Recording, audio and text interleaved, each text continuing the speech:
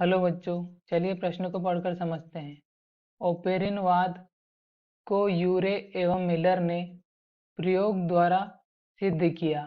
इसमें उसमें प्रेषित उपकरण में उन्होंने H2 तथा NH3 के अतिरिक्त किन अन्य गैसों का उपयोग किया?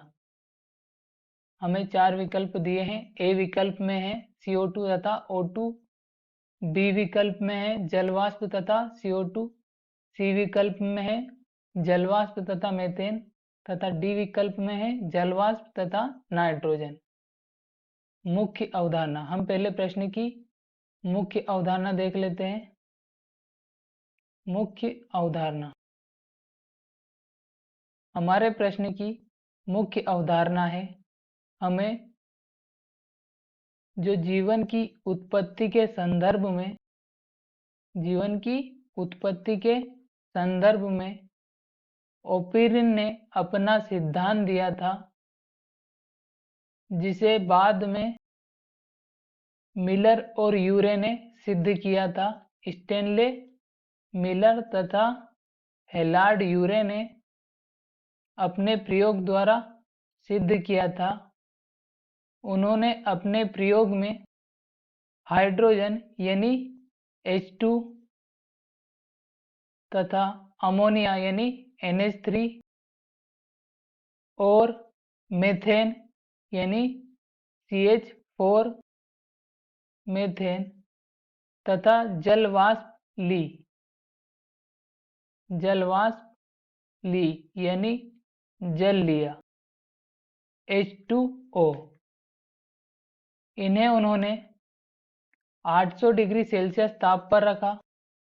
800 डिग्री सेल्सियस ताप पर चिंगारी विमुक्त उपकरण में रखा तथा विद्युत डिस्चार्ज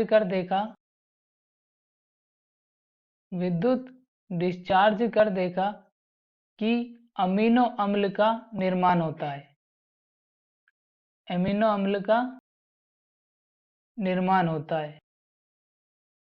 तो हमसे पूछा गया था प्रश्न में, ओपेरिनवाद को मिलर एवं यूरे ने प्रयोग द्वारा सिद्ध किया, उसमें किन किन तत्वों या किन किन गैसों का उन्होंने उपयोग किया था? तो प्रश्न में H2 यानी हाइड्रोजन और NH3 यानी अमोनिया दे दी थी तथा बची हुई गैसों का नाम हमसे पूछा था।